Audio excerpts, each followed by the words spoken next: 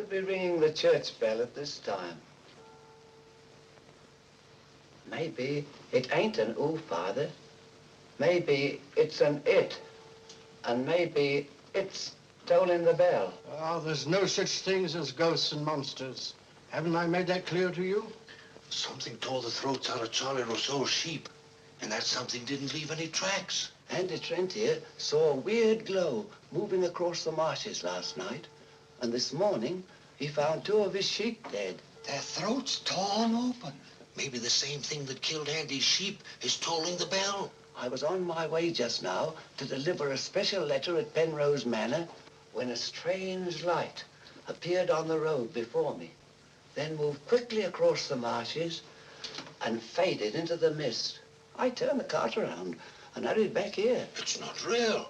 First the light, and now the bell. There's a very sound and logical reason for the bell tolling at this time, and I'm going to find out what it is. You can drive me to the church pots. The letter can wait. No hurry. Nothing will harm you if you're with the priest. Is that true, Father? Ah, what you need is more faith and less imagination. Come along.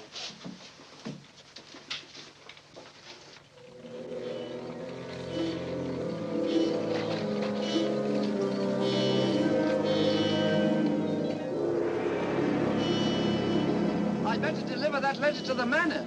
I'm sure it's important.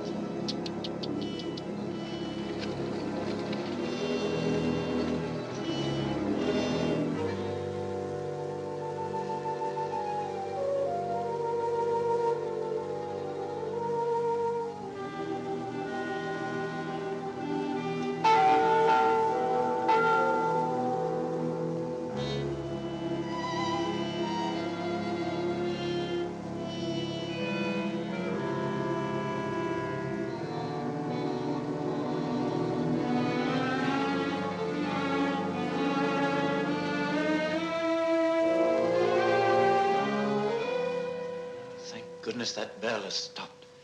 Odd. It's tolling at this time of night. I don't like it. What with this phantom roaming the marshes? I saw it again tonight. Who would that be?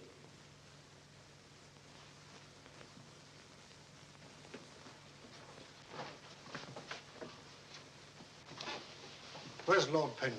He's gone to Quebec. Get him on the phone immediately. What's happened, Father? Lady Penrose, dead, clutching the bell rope, calling for help. It was dreadful. Her ladyship. Call Sergeant Thompson at the police station. Ask him to come to the church immediately. Come with me, Potts. I'll need you. Yes, Father.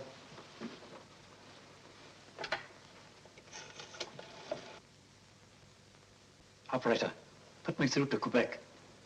Lord William Penrose.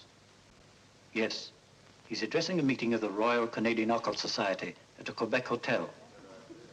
It's urgent, sir. Page? Yes, sir? Lord Penrose. Lamont Rouge is on the telephone. It's urgent. He's in the gold room. Yes, sir.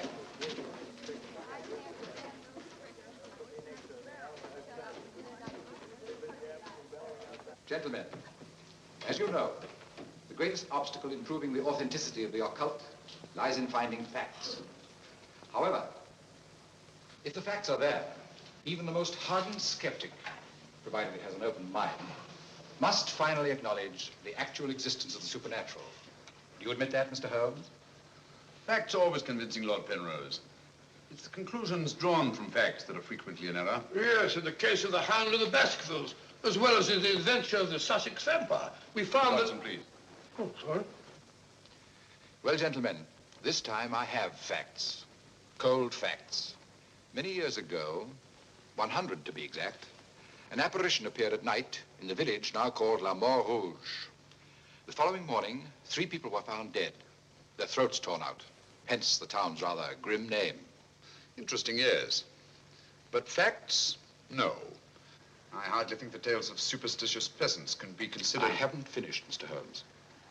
La Mort Rouge has again been the scene of these strange and unexplainable occurrences. Unexplainable, that is, from your point of view. Several of our most responsible citizens have actually seen the strange apparition on the marshes at night. And next morning, sheep were discovered... with their throats torn out and no traces of the killer anywhere to be found. Oh, you read about it in the papers. Oh, as a matter of fact, I haven't. It was merely a deduction. A rather obvious one, I'm afraid. Deductions are a weakness of mine, as Dr. Watson can tell you. Would you believe it? Holmes can... Well, those are facts, Mr. Holmes. Ignore them if you can. But it's very urgent, sir. Okay, well, go ahead. Thank you. I never ignore facts, Lord Penrose. And I have no doubt that the incident of the sheep with their throats torn out is unquestionably a fact. However, the interpretation of this fact as being final proof of the existence of the supernatural is merely supposition, and therefore cannot be accepted without further data. Your opinions, Mr. Holmes, are undoubtedly the result of your inability to cope with something beyond the realm of your comprehension. Myself, man. I'm sorry, John, but this ridiculous skepticism... Yes, what is it, my boy? L'amour rouge on the telephone, sir. Very urgent, my lord. Excuse me, gentlemen. I'm afraid, Lord Well, Penrose... it's quite understandable, Sir John. Lord Penrose is deeply entrenched in his beliefs. That's his privilege. Well, hang it all, Holmes, the fellow was positively rude. Well, shall we see a little overwrought, Watson? I'm leaving immediately.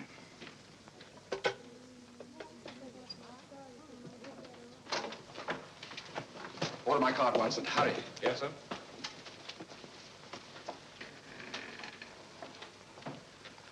Gentlemen, my wife has just been found dead. Her throat torn out. In exactly the same manner as the sheep. This is terrible. I say, you don't think that it's... Undoubtedly, Mr. Holmes, you would call it murder by person or persons unknown. I'm sorry. If I can be of any assistance, Thank you, no. I'm afraid the happenings in L'Amour Rouge wouldn't interest you, Mr. Holmes. Under the circumstances, I think we should adjourn. Yes, indeed, Sir John. Holmes, what a terrible thing. Sir John, would you be good enough to convey our condolences to Lord Penrose? Yes, I'd be glad. Say, well, can't we get something to eat before we leave? We don't often get food like you do here. Don't you ever think of anything else besides your stomach? No, not often. I gotta get a paper. Morning. Good morning, sir. I imagine you'll be glad to get back to London, Mr. Holmes. Yes, indeed. Oh, by the way, there's a letter for you, sir. Thank you. Oh, here's something about Lady Penrose. She was found in the church with her throat horribly cut. Evidently dragged herself from the marshes nearby and tried to summon help with a bell rope. What's it? What is it, Holmes? Listen to this, Watson. Huh?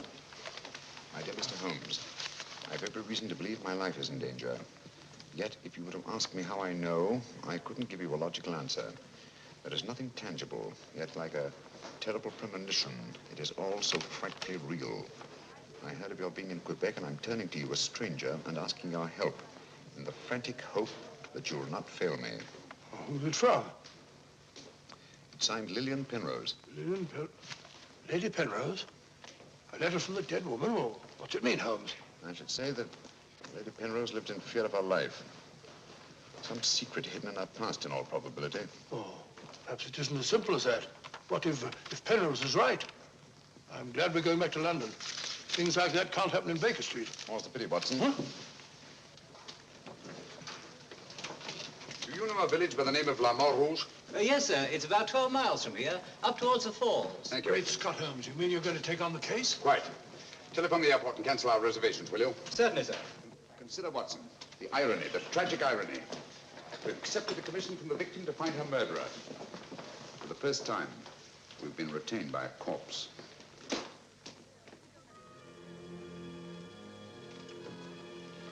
Doesn't seem to be a bell. Never mind, come along. Do you think we should?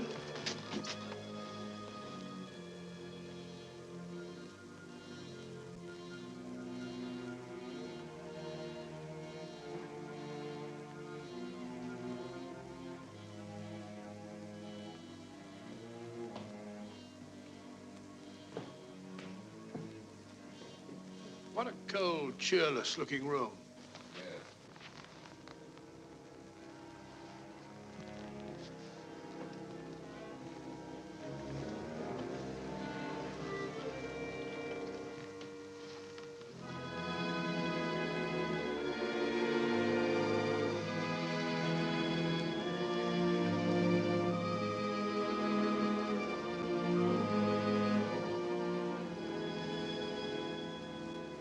What do you want?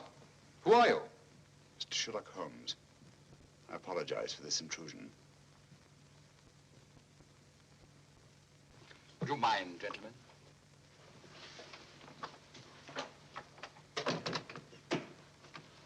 Mr. Holmes, is it your custom to burst into people's houses without ringing the bell? We couldn't find the bell, sir. If you've come here to use the death of my wife to prove your theories, I must ask you to leave. Penrose, I received this letter from Lady Penrose this morning.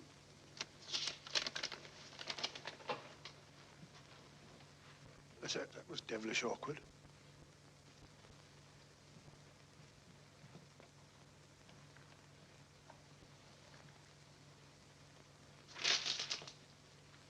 I'm afraid you're a little late, Mr. Holmes. My wife's dead. And I've come here to find her murderer. You might have saved yourself the trouble.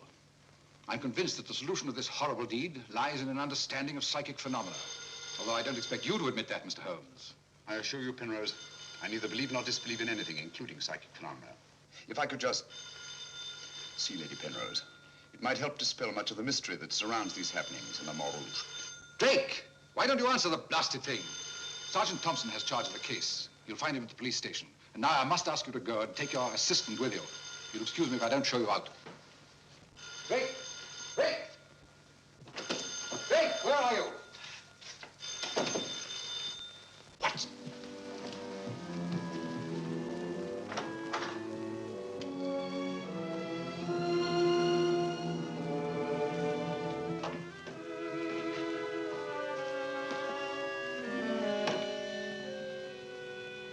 I've seen it before. Right, Watson, you have. Yes, but where? Never mind that now. We must examine the wound before Penrose returns and has us thrown out of the house. Clumsy job. Just missed the jugular vein. It must have bled to death. And it bled for several hours, eh? Possibly more. Long enough for Penrose to leave Le Montrouge and reach Quebec in time for the meeting? Holmes, you don't suspect I Penrose? suspect nobody, Watson. I was just asking a question. I beg your pardon, gentlemen. There is another who desired the death of her ladyship. I saw it last night in the fields, moving in and out of the shadows. You're the butler, aren't you? I was the butler. I've given notice.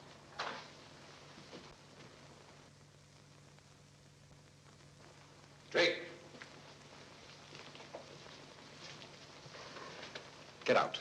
Get out of this.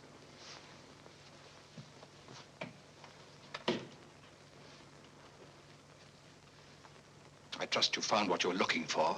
Two things have been made clear to me, Penrose. That your wife was murdered and that she's Lillian Gentry. Lillian Gentry? Will you leave, or must I call the police? That will not be necessary. We're on our way to the police station now. The wounds found on Lady Penrose's throat are identical with those found on the throats of the dead sheep. Now, I'm not a superstitious man, Mr. Holmes, but I don't know of any weapon capable of inflicting such wounds, except an animal's claw. Of course, it could be done by a five-pronged garden weeder. Not that garden weeder, Mr. Holmes, that's mine. I use it to weed the garden at the back of the jail. I'm inclined to agree with the Sergeant, Holmes. A weapon such as that would have severed the jugular vein, and death would have followed immediately. Lady Penrose lived long enough to drag herself to the church and toll the bell in a frantic effort to call for help. Yes, I know all about that. But there must be some logical motive instead of all these goblins and monsters. Sergeant, have you ever heard of Lillian Gentry? No, I can't say that I have, Mr. Holmes. She was a famous actress who came to America some time ago. She appeared for many years in the United States and Canada. Then suddenly she disappeared. Her disappearance was never explained, and she was soon forgotten. But what's the connection between Lillian Gentry's disappearance and the death of Lady Penrose? Lillian Gentry and Lady Penrose are one and the same person. The same person? Precisely. One more question, Sergeant. Do your files show anyone with a prison record living in La Montrouge? No, Mr. Holmes. The only person having any connection with a prison is Emile Journet. He came here 2 years ago with his daughter and bought the hotel. He was a guard at Talon Prison. Thank you, Sergeant. I hear there are a lot of prairie chicken in these parts. I'd like to have a bag of them someday. I think that can be arranged, though. Yes, we can stop over at the farmyard and you can shoot all the chickens you want. That's all very funny, Holmes. Here you are, old fellow. We're going to engage rooms at Monsieur Journet's hotel. Landlord! I say landlord! Place seems deserted. Won't be for long if you bellow like that. Landlord! Oh, sorry, Holmes. Got to try and make summer. Yes, monsieur. My dear, have you got a room for us?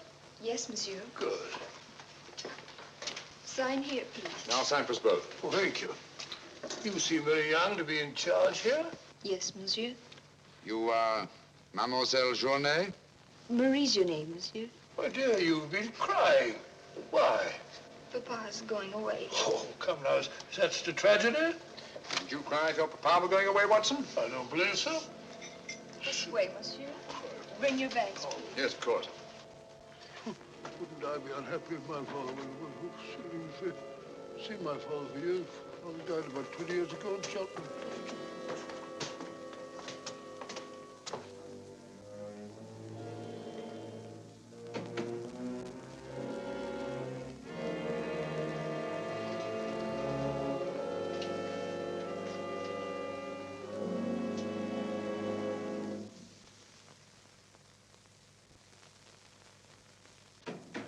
Some talk of Alexander, some of Hercules, of Victor and Lysander, such great names as these. Bills.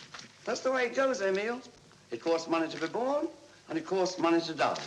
Do you know who that was in the car? It was Sherlock Holmes. He's here now. What do you think he'll find? Ghosts and monsters. What else is there for him to find? There's nothing. I don't know. You're afraid, Emil. Of course I am, and so are you. Who isn't? Why should Sherlock Holmes come here? To investigate the death of Lady Penrose. What else? I'm afraid Mr. Holmes will return to London a sadder, but a wiser man. Why do you say that? Well, you can't arrest ghosts and monsters, can you now? Well, I'm on my way. The mail must be delivered. Some talk of Alexander, some of Hercules. That's better. This room gives me the creeps. It is very seldom used, monsieur. It isn't often that strangers come to Le Mort Rouge, and when they do, they never stay. I can't say that I blame them. Will your father be away for long? I don't know, monsieur. When is he leaving? I don't know. Marie! If you need anything, just ring, monsieur. That girl's frightened, Holmes. Obviously. She made the mistake of telling us that her father was leaving. Huh? You don't think that Journet... Suppose we have a little talk to Monsieur Journet. It might prove illuminating. Didn't I tell you not to answer any questions? Yes. Didn't I tell you to keep a silent tongue in your mouth? Yes, Papa. So you told them I was going away? Yes, Papa. I'll teach you to keep your mouth shut. Monsieur Journet, just why are you leaving La Mort Rouge at this particular time? I'm not leaving. What gave you the idea that I was? Your daughter? My daughter's mistaken. I merely said that I would like to go away. I've just been teaching her the difference. Yes, so I observed. I can't say that I approve of your method, sir. I'll ask you to mind your own business. Run along, dear. Oh, there, my dear. Disgraceful, hitting a child. Monsieur Journet is quite right. It's none of our business. Monsieur Journet, what do you know of the death of Lady Penrose? Only what everyone in the village knows, that she was killed by the monster. You've seen this monster? No, but who else could have done this terrible thing? Sheep have been killed, their throats torn out. You were a jailer at Talon Prison, weren't you? Oh, yes, monsieur. Why did you decide to come to La Mort Rouge? Well, I always wanted to own a hotel, and I heard this one was for sale, so I bought it. That was 2 years ago. Yes. I believe it was about the time the monster made his reappearance, wasn't it? Do you suspect me of being the monster, Mr. Holmes? No. I was just remarking a coincidence. I thought you didn't believe in those things, Holmes. Quite right, Watson, I don't. At least, not in the supernatural variety. Not the werewolf who bites into his victim's throat with his teeth. But, a monster who uses for his weapon of death a 5-pronged garden weeder, yes, that's a little more in my line. I don't know what you mean. I mean that this monster's been recreated and used as a screen behind which to commit a horrible crime. Whoever did it felt certain that no suspicion could possibly fall on him. But my unexpected arrival upset his plans. Very possibly he became frightened, decided to run away. You're right, monsieur. I was running away. But not for the reason you think, but in fear of my life. And who would want to kill you? I don't know. It's like some terrible premonition. But it's so real. The very word, it's in Lady Penrose's letter. Yes. That still doesn't explain this garden weeder. I swear to you, I know nothing about its being here. Haven't we better send for that fellow, Sergeant Thompson? No, Watson, that won't be necessary. Monsieur Journet knows as well as we do that you can't run away from yourself. Oh, would you be so good as to return this to Sergeant Thompson, monsieur? I took it away quite by accident.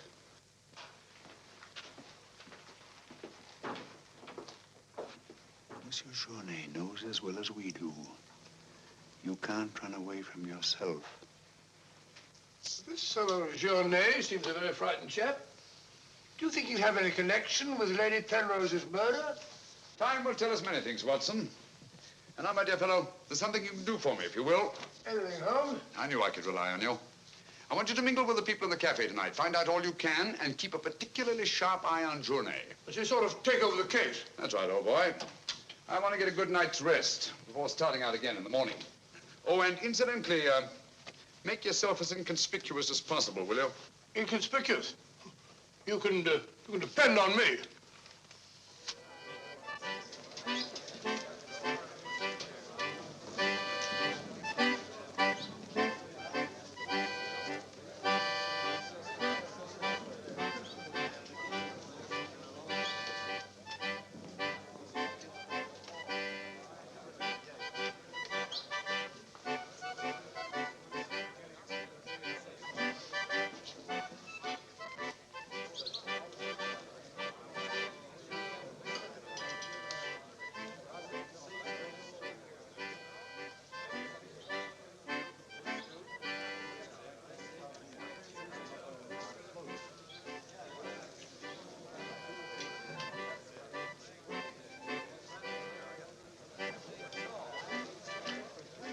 Thank you, my dear. I'm glad to see that the tears are all gone. You feeling better? Thanks to you and Mr. Holmes, Papa's not going away. Not going away? Oh, good.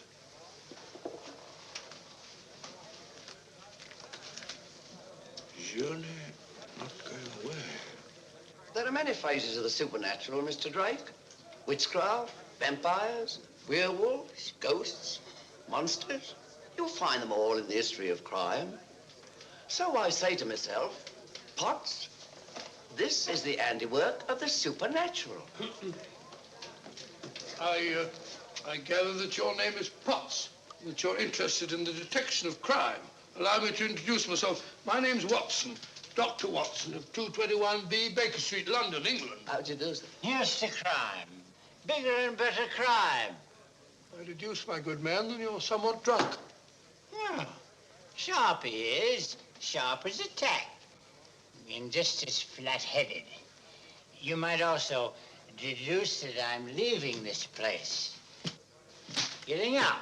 As soon as the bus I'm waiting for hoots its hooter. I believe they say honks its hooter in these parts. Hoots to me, honk to you. Hoot, hoot. My dear fellow, I don't care two hoots whether it's hoot or honk. Oh, that's my bus, gentlemen. I just heard it hoot its hooter distinctly. If you solve this case, let me know. Personally, I'm betting on the monster. You take my advice, Patsy. Get out of this place before they find you with your throat cut.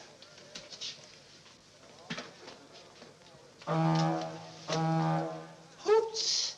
It's hooter.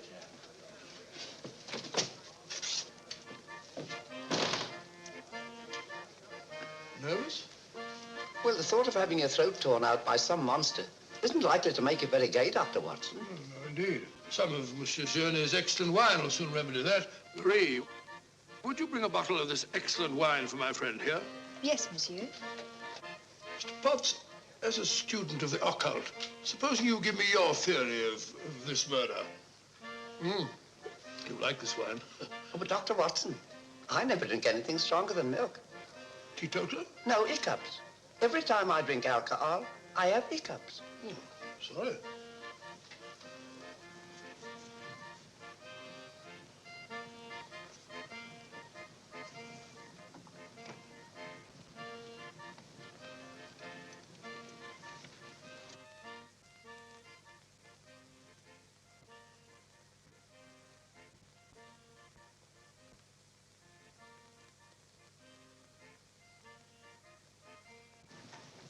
Mr. Holmes.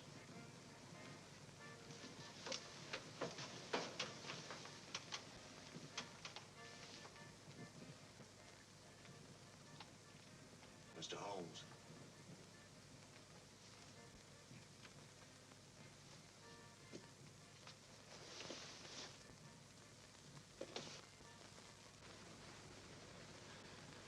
This circle is where the murder actually occurred. Yes, Mr. Holmes.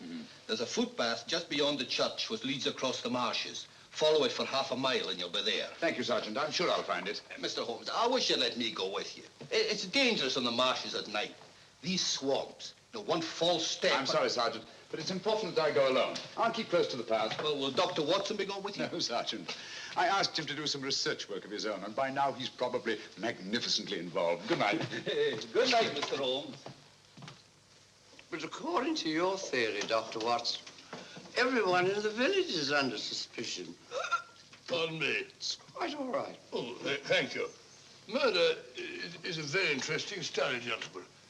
I well recall a short story by that brilliant author, G.K. Chesterton, in which the murder is committed by a postman. I refer, of course, to the Invisible Man, a brilliant bit of deduction on the part of Father Brown. I'm a postman. Precisely why I mentioned it, to illustrate the absurdity of assuming because one man in a postman's uniform is a murderer, any other man in the same uniform should be suspected. Thanks. Had me worried for a minute. Oh, Philistine, flabbergab. A child can see that this ridiculous monster has got you all afraid of your own shadow. I saw Lady Penrose. I wouldn't like it to happen to me. I'll be getting on. I'm going with you. Good night, Doctor. Good night. It's quite all right.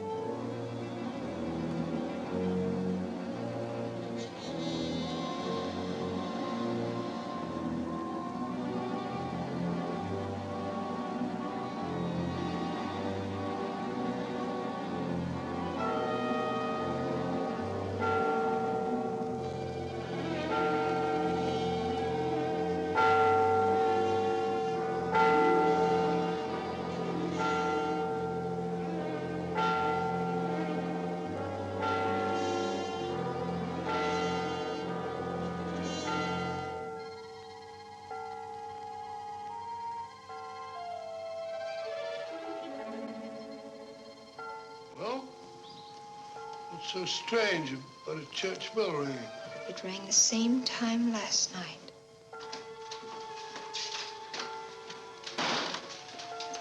Excuse me, Dr. Watson. Can you tell me if Mr. Holmes is armed? Armed, my dear fellow? Why should he be? He's gone to bed. You're wrong, Doctor. He was out in the marshes alone. I tried to go with him, but he refused. But great Scott, if he runs into this monster and he's by himself, he'll get killed.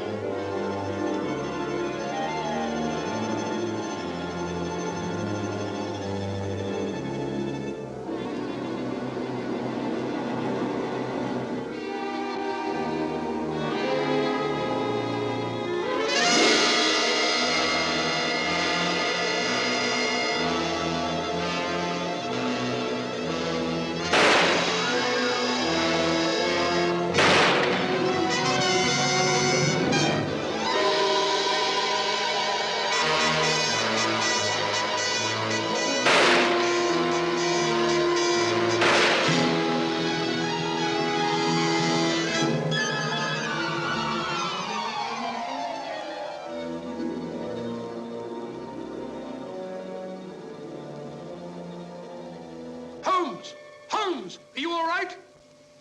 Where are you, Watson? Here I am. Over here, Holmes. Watson, where are you? I'm in the bog. Oh, good gracious. Come here. Your instructions were to mingle with the people and stay in the cafe. Sergeant Thompson said you were out here alone, so I thought you might need help. Yes, so you proceeded to fall in the bog, eh? Fall? I was pushed into the blasted thing. Pushed by the most ghastly apparition. Came at me like a roaring furnace, with spitting fire in all directions. Before I could get my revolver, the thing was upon me. The next thing I knew, I was in the bog. Are you all right, Mr. Holmes? I heard shots. Yes, I'm all right, but Dr. Watson here seems to have encountered the monster. He has?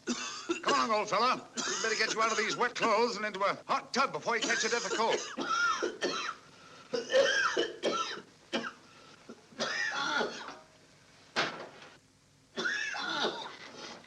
Yeah, you've had enough of that.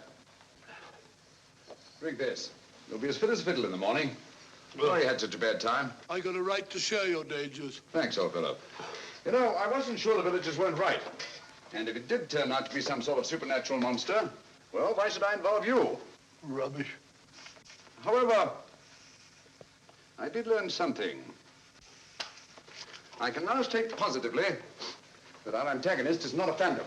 But the thing actually spat flames at me. All just a figment of your imagination. The murderer knew I was out on the marshes and obviously wanted to frighten me. You frightened me, all right.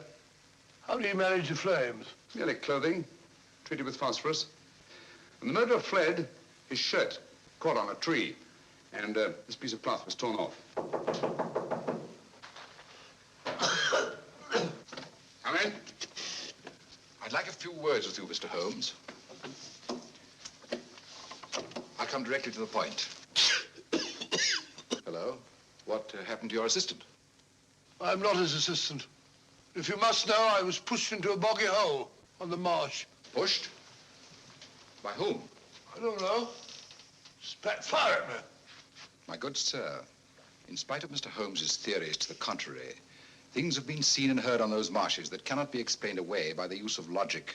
If I were you, I'd keep away from them. I'm not so sure. Holmes found... Penrose, for the first time in my long pursuit of crime, I confess that I find myself baffled. I'm a detective. I need tangible clues. And up to now, I admit, I found none. And you won't. I advise you to leave La Mort Rouge. Tonight, you escaped with your life. Next time, you may not be so fortunate. Thank you for your considerate advice, Lord Penrose. Good night, sir. Excuse me. Oh, good night. I don't like this fellow, Holmes. Why do you think he came here? He wanted to find out if we discovered anything. He seemed very pleased when I told him we hadn't. Now, Watson, there are one or two questions I want to ask Sergeant Thompson. You stay here. I have a vitally important job for you. Anything, Holmes? What do you want me to do? Go to bed. Yes, it's cotton fabric. Here, take a look. That discoloration, the purple ink must have been spelt on it. Possibly. I should say this cloth was red with blue lines. Probably large checks. Yes, it seems to have been laundered a good many times. The blue lines are almost completely erased. Yes, you can scarcely see them. Good fabric, well woven with a solid base. Hello, Bill. Oh, Sergeant, your phone call must have been important. You bring me over this time of the night. It was. This is Mr. Sherlock Holmes. He wants to ask you a few questions. This is Mr. Taylor, the storekeeper, Mr. Holmes. Oh, good evening, Mr. Taylor. Good evening, sir. Have you any shirts of this design? The squares are red and the lines blue. Yes, I have. Can you remember to whom you sold them? I can. I keep them in stock specially for Judge Brisson. He won't have anything else. Judge Brisson, who's he? A retired magistrate. He's a cripple, lives alone with his housekeeper. Have you sold any of these shirts to anyone else? No, sir. They're too expensive for the village and the boatmen. This is the finest material. Imported. You say Judge Brisson's a cripple? Yes, he was a magistrate in Quebec. Had a stroke about 2 years ago. That's why he retired and came here to live in La Mort Rouge. Just about the time that Monsieur Journey arrived here. Now that you mention it, it was just about then.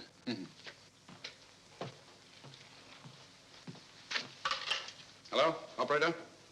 Give me Judge Brisson's home, will you? Thank you.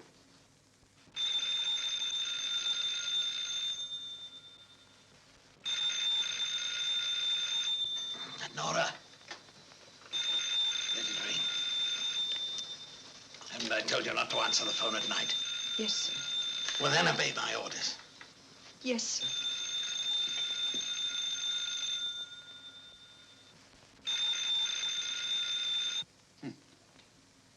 No answer. Where'd you live? On the Marsh Road. But I don't advise you to go there after dark, Mr. Holmes. The place is a fortress and guarded by a savage dog. I think Dr. Watson and I will have to pay Judge Brisson a visit in the morning. Good night, gentlemen. Good night, Mr. Holmes.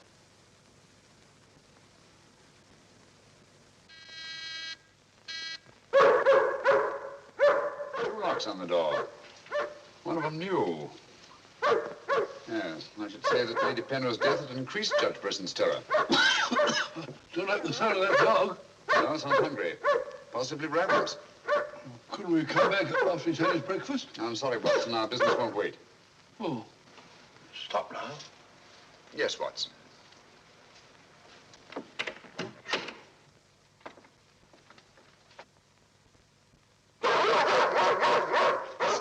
Good Fido. Good Fido. Good Monty. Good Winnie. Who is it? Sherlock Holmes and Dr. Watson. I telephoned Judge Brisson we were coming. You can't come in. He's given orders no one is to be admitted. You wouldn't want Judge Brisson's death on your hands, would you? No, sir. And you'd better let us in. I'll probably lose my job for this. Not after we've talked to Judge Brisson. My good woman, you keep an eye on that dog. Oh, don't worry, Watson. You know as well as I do. The dog won't touch you if you're with its master or mistress. Well, you know it and I know it. You're quite sure the dog knows it. Good dog. Happy dog. Nice, Winnie. Good Winnie.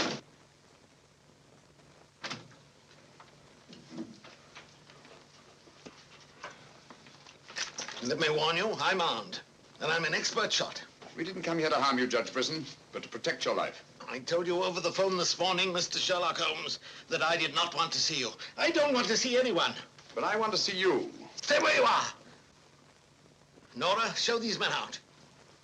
Judge Brisson, if you'll answer a few questions, I may be able to save your life. I have the fullest confidence in my own defenses, and I will not trade them for any theories of Mr. Sherlock Holmes, however plausible you make them sound. Now get out, will you? I'm sorry. Under the circumstances, I'm helpless to prevent your death. Almost certainly by violence. Come along, Watson.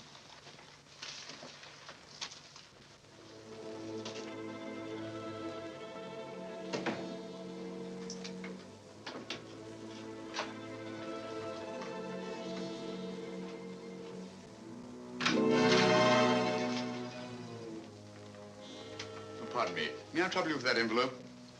I must have dropped it.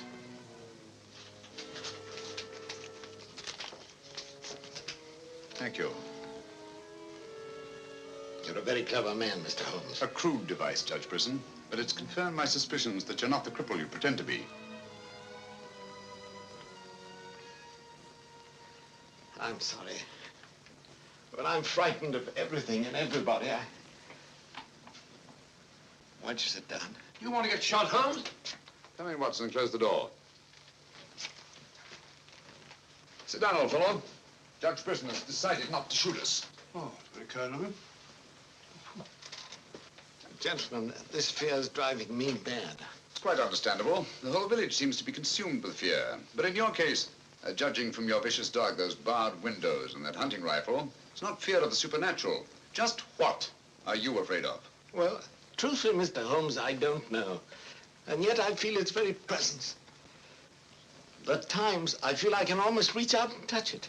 When I first came to La Mort Rouge, I had a slight attack. It affected my legs, but, well, I've recovered. And you've continued the deception, using the wheelchair as an excuse for not going about the village. Well, you see, people would be more inclined to accept my hermit-like existence. Yes, naturally. Tell me, Judge Brisson, had you ever heard of Monsieur Journet before you arrived at La Mort Rouge? No, I hadn't. How many of these shirts has your housekeeper purchased for you? Oh, 4 or 5. I'm not positive. You still have them? Well, 1 or 2 became badly worn, and I told my housekeeper to give them to a man who was doing some work for me at that time. Can you describe him? No, I'm afraid I can't. That was about a year ago, you see, and, well, I didn't pay much attention to him. He worked in the garden. Could your housekeeper remember him? No, that was a different housekeeper then. She went to the United States. Try to remember, Judge Brisson. Your life may depend on it. I do remember one thing. He had a very slight limp. I used to watch him from that window as he walked across the lawn. Splendid. Continue your vigilance, Judge. And under no circumstances allow anyone to enter the house, even someone you may know well. What's that mean, Holmes? It may mean nothing, Watson, and it may mean everything. I'm quite sure that Sergeant Thompson will have observed a man with a limp in a village the size of La Rouge. Good day, Judge, and thank you. Good day, sir. I'm sure Sergeant Thompson will have observed a man with a limp in a village the size of La Rouge.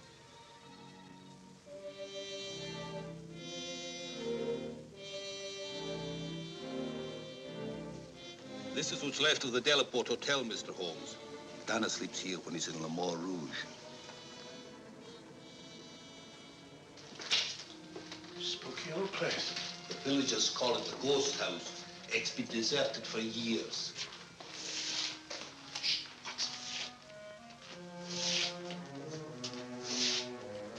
He walks with a limp. A left foot, I think. To the trained ear, Sergeant, footsteps have a characteristic rhythm as identifiable as fingerprints.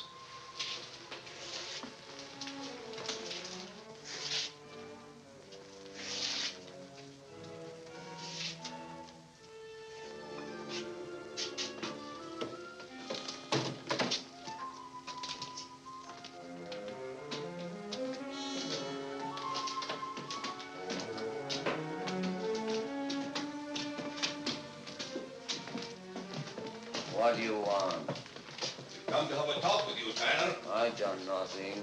Then you won't mind answering a few questions. What do you want to know?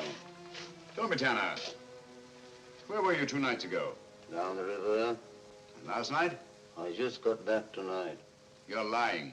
You can't frighten me. But now I got a job to do. Quite evident that you haven't been on the river within the last 48 hours. Are you trying to make me out the murderer of Lady Penrose? How do you know she was murdered? I'll tell you how you know she was murdered.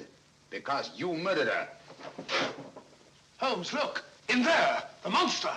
That's right, Watson. One of Brisson's shirts, which Tanner here treated with phosphorus. Take him, Sergeant. I'll give you all the evidence later. Look out!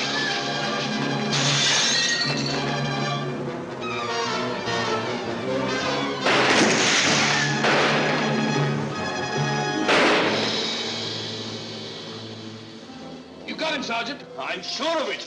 Come on.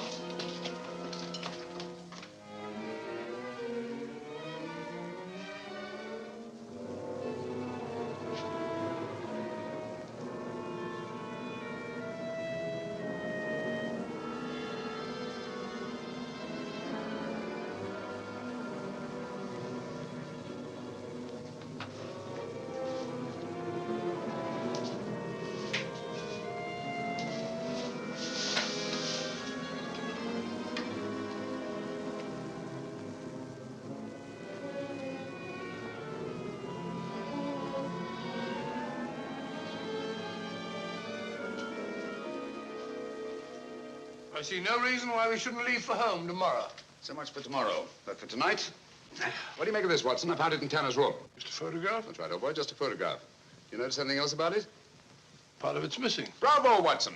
Now, if we can find the missing half, notice the discoloration of the torn edge, faded signature. The upper half was torn off sometime within the last year, I should say. Why all this fuss about an old photograph? Watson, have you ever stopped to think that the science of detection is very much like stringing a handful of beads? I can't say I have. Well, it is. And in this particular case, you might say that I have 5 beads. Journée, Brisson, Tanner, Lord and Lady Penrose. So far, I haven't had any thread to string them together. This, gentlemen, is our thread. And I think I shall start with Lady Penrose. But Lady Penrose is dead. The dead can tell us many things, Sergeant. You and Dr. Watson remain here at the hotel. I'll meet you later. I'm sure you got Tanner, Sergeant. But Mr. Holmes is never satisfied with a dead criminal.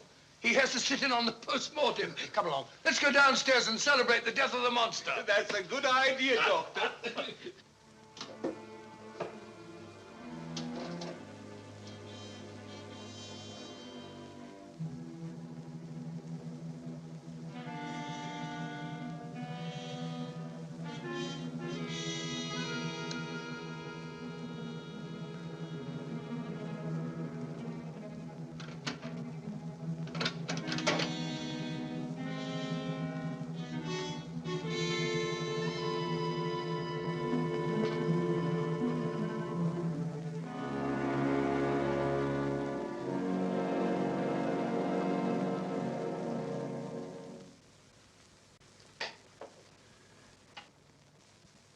So the great Sherlock Holmes becomes a common thief.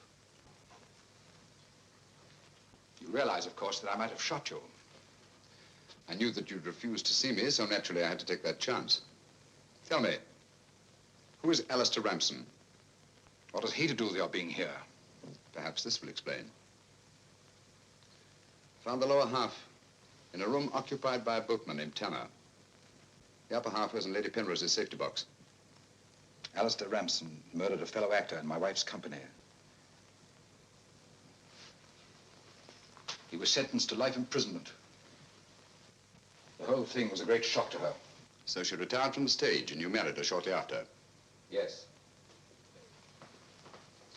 Where and when was this murder committed? In Quebec, 5 years ago. Ramson was shot 3 years later trying to escape from Talon prison. His body disappeared in the St. Lawrence. Was it ever recovered?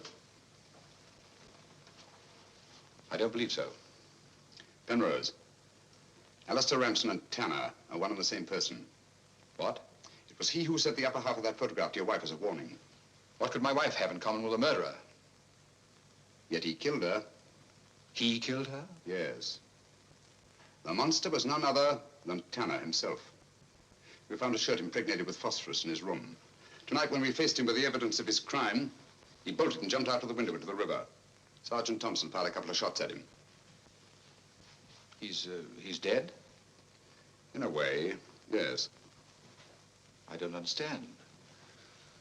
Tanner is dead only because he was discovered, and have therefore outlived his usefulness to his creator. But I'm afraid that Alistair Ramson, the actor, who created and played the part of Tanner, is very much alive. But surely, now that you know who the murderer is, the police... It's not quite as simple as that. During the time he's lived here, Ramson has undoubtedly established another character for himself, perhaps several others, who are by now familiar to the people of the town of Le Mans Rouge and quite above suspicion. He could be almost anyone in the village. He may even have been your butler, Drake. This is fantastic. Yes. Yet Lady Penrose's death is only the beginning. There's no saying where this madman will strike next. Tell me, is there anyone else in Le Mans Rouge who may have been connected in any way with the case of Alistair Ramson? Judge Brisson was the magistrate who tried and sentenced him.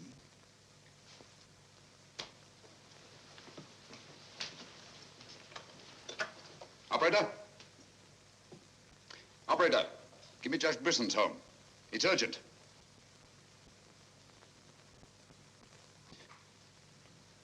Judge Brisson, this is Sherlock Holmes. Oh, yes, Mr. Holmes. Oh, I'm quite all right, thank you. I chained up the dog as you asked. As I asked? I haven't telephoned you before. Somebody's obviously imitated my voice in order to gain access to the house. Well, certainly, Mr. Holmes. I'll lock all the doors and await your arrival. Yes.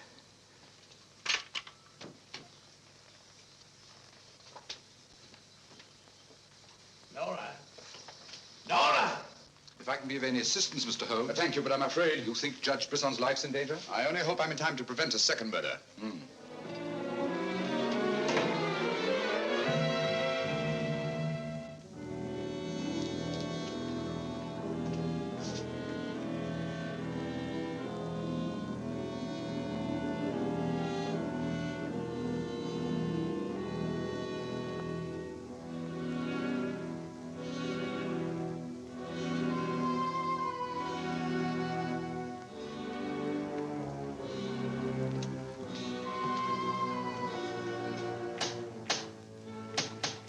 That's Mr. Holmes. Show him in.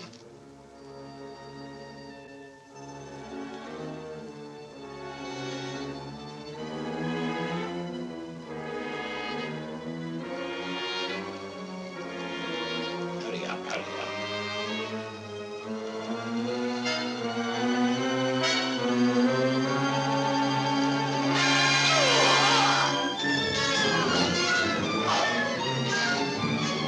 Jack Brisson!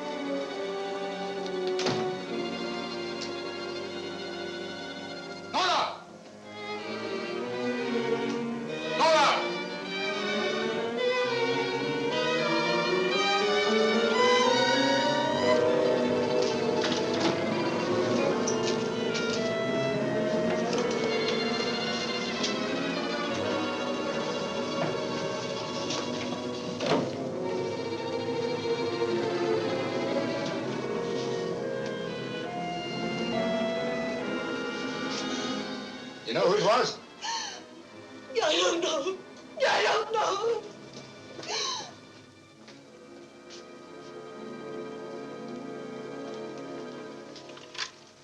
Hello? Operator, Monsieur Journet's cafe. I want to speak to Sergeant Thompson. It's urgent.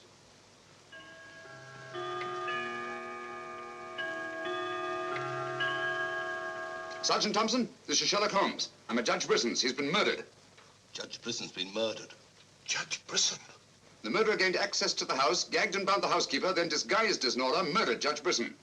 I'm returning to the old Delaporte Hotel on the chance that he'll go there to change his clothes and assume another disguise. Ask Dr. Watson to meet me there as quickly as he can, will you? You'd better come here at once and take charge. Right.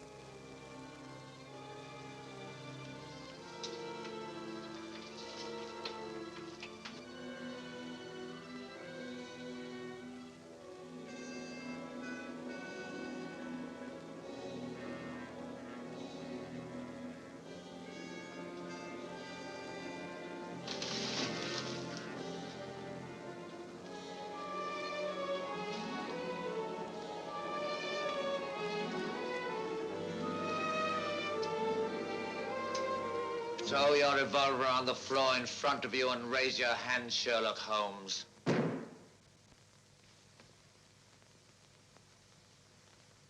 I should have thought you would have felt more at home in the spotlight. I see you finally identified me. Jack Tanner and Nora, the housekeeper, were brilliant. You should really take a bow. It's too bad you appeared on the scene when you did, and I had to ring down the curtain on the monster. Your recreation of the monster of La Mort Rouge as a means of murder must have given you great satisfaction. Why did you kill Lady Penrose? I see no reason why I shouldn't tell you. I couldn't bear the thought of another man possessing her. And Judge Brisson?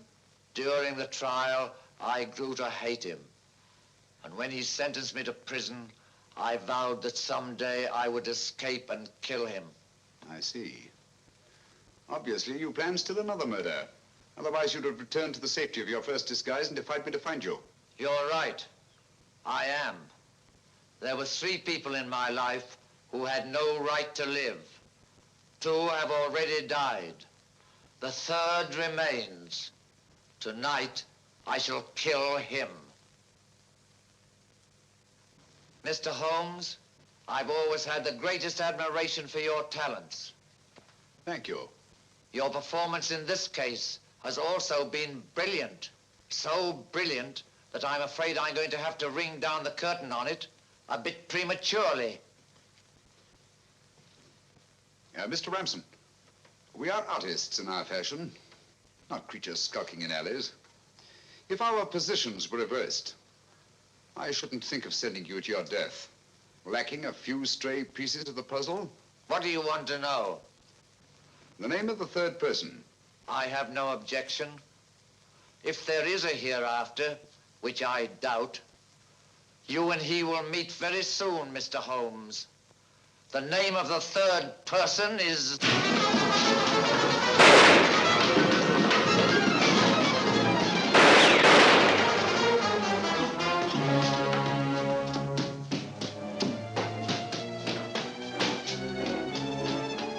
Coming, Holmes! Look out, Watson!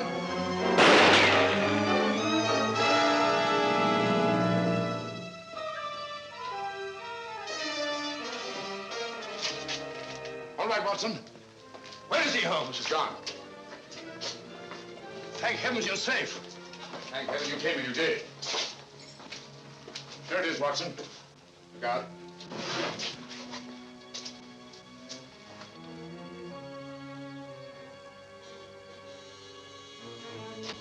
So you got away again? Yes, Watson. Over that warehouse roof, most probably. What a fellow's a room. Yes. This is obviously the secret room where his disguises were created. Looks like an actor's dressing room. He is an actor, Watson. One of the finest acting talents of our time. Look at this. An order of the housekeeper. His name's Alistair Ramson. Alistair Ransom? Never heard of him. No, that's not important. The important thing is that he murdered Lady Penrose and Judge Brisson. Great Scott, he did it. Yes, Watson. This Ramson is a paranoiac. His orgy of crime is not complete. There's still another. I was just about to learn his name when you so conveniently fell down the stairs. Oh, sorry, old chap. Needn't be, old boy. You saved my life. Look at this, Watson. Tanner. Tanner? Where do you think he'll strike next? Obviously, Journet is to be his third victim. Journet? Yes, Watson. As in the cases of Lady Penrose and Judge Brisson, Journet also felt his presence. But in each case, it was vague and unexplainable. Well, what connection can he have with Judge Brisson or Lady Penrose? Journet was a guard at Talon Prison, where Alistair Ramson was confined. He's the third person against whom the murderer holds a grievance. Now he's disappeared. Journet disappeared? Well, so Marie told us in the cafe? Watson, Journet's disappearance can mean only one thing. He's in hiding. Our job is to find him before Ransom does. Journet is the only man who can lead us to the murderer. We'd better have a talk with little Marie. Raise your voice and sing along, sing till the echo ring. Don't ever let a single soul worry about anything. Find what you make it so you can make it what you will. Never be weary, ever be cheery. Hello, Potts. Have you seen Marie? No. Have you seen her? No, can't say I have.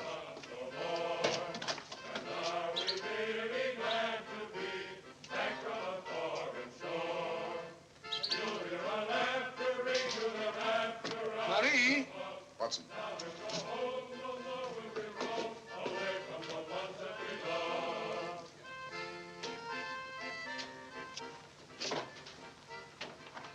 What is it, Holmes?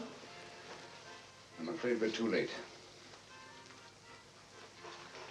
Marie.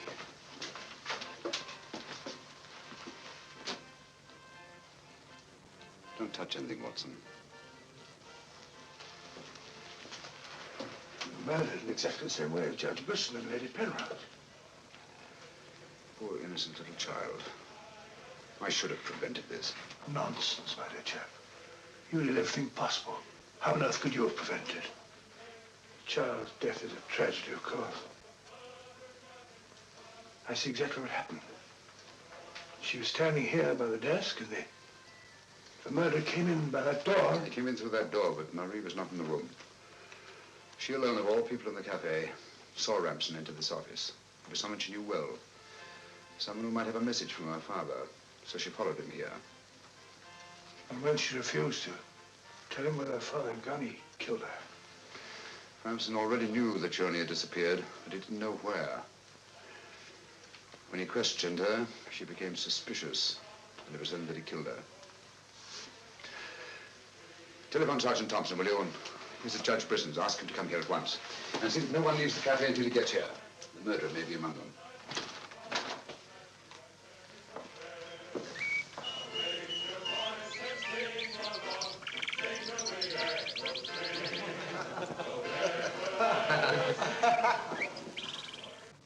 What could have happened to Holmes?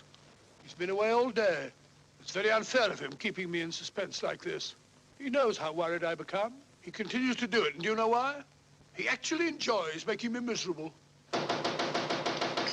Half a mo.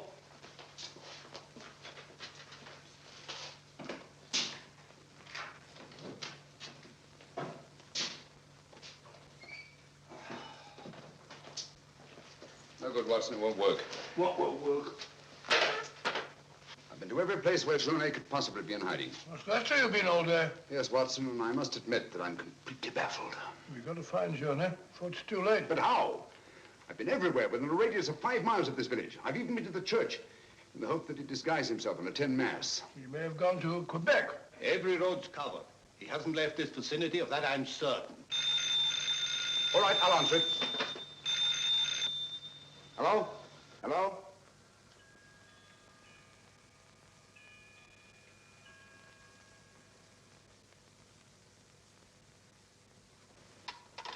Who was it, Holmes? Watson, get your hat and coat. You're very rude, Holmes. You leave me all day long with that very dull inspector. I ask you a perfect polite question, and all you say is, Watson, get your hat and coat. We're going to find Journey. Sergeant, you wait here till I call. Watson, do this. Watson, do that. Watson, get your hat and coat. Watson, take that. Watson, come here. Brisson's house. Watson, this, Watson. It's my opinion that Judge Brisson's house is the last place that you'll find Journey. Put yourself in Journey's position, Watson. Where's the most likely place that Ramson would look for you? Certainly not in the very house in which he's just killed one of his victims.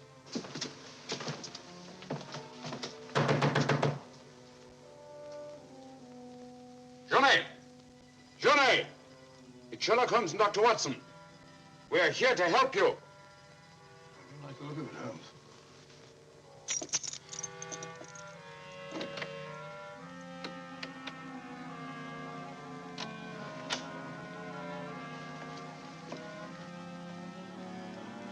Holmes! Holmes! Where are you? Here I am, Watson.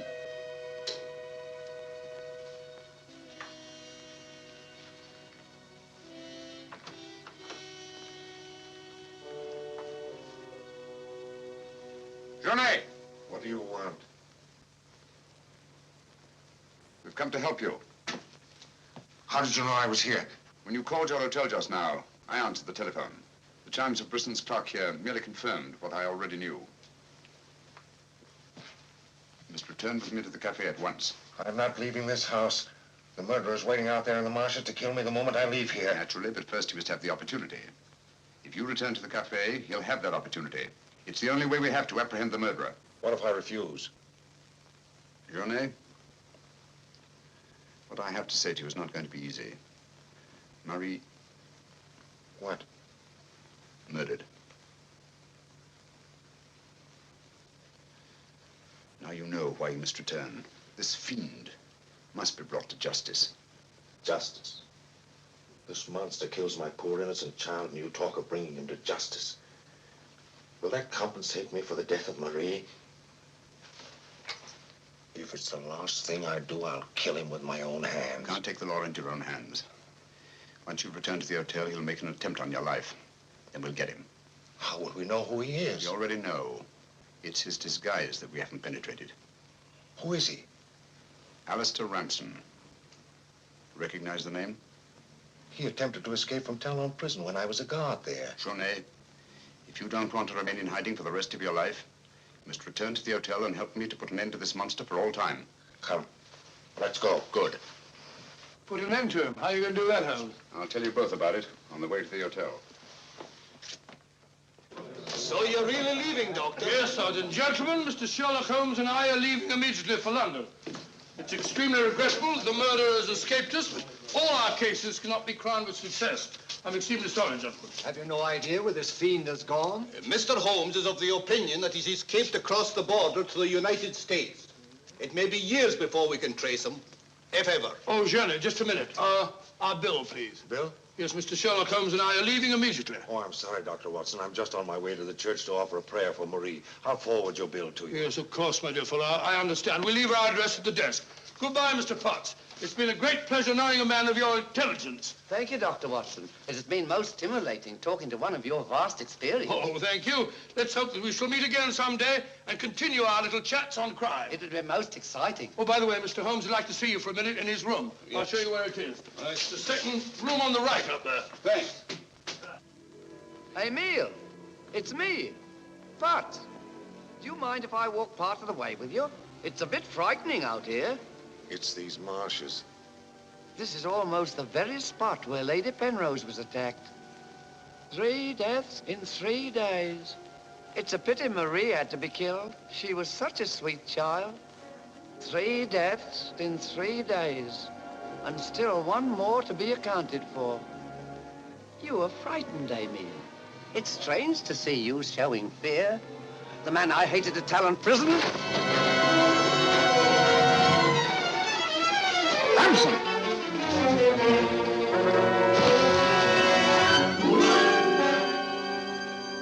Sherlock Holmes. Yes, Mr. Ramson. So you see the final curtain has not fallen after all. I thought you were on your way to London. Naturally, that's what I wanted you to think. That's why Dr. Watson announced our departure in the cafe. Journey's leaving was purely bait to bring you into the open. I merely replaced Journey once he was outside on the street. May I say, Mr. Ramson, that your disguise as a postman was a masterpiece of ingenuity. Your very choice of the role put you above suspicion. It was quite easy. I simply disposed of the real Mr. Potts after he had passed his civil service examination and had been assigned to l'Amour Rouge. You realize, of course, that you'll never hand me over to the police alive. It's not my function to be your executioner. My duty is to hand you over to the authorities, which I fully intend to do. You're an optimist, Mr. Holmes. No, not necessarily. We're surrounded by police awaiting my signal.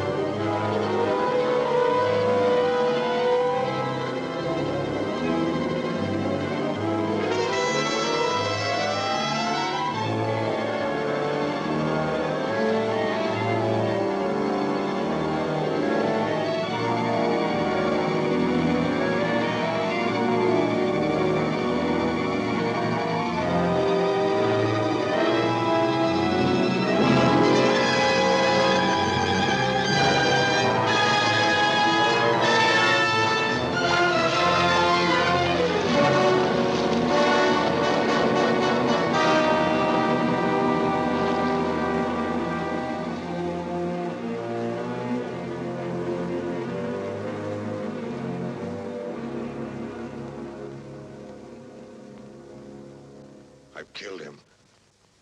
With this. Ransom's instrument of death has been his own executioner. Well, gentlemen, our search for the monster has ended where it began, on the marshes. Eh, Watson? Watson, where are you? Why isn't he here? He was with us a minute ago. Watson! Here I am, Holmes. Where are you? I've fallen in another hole.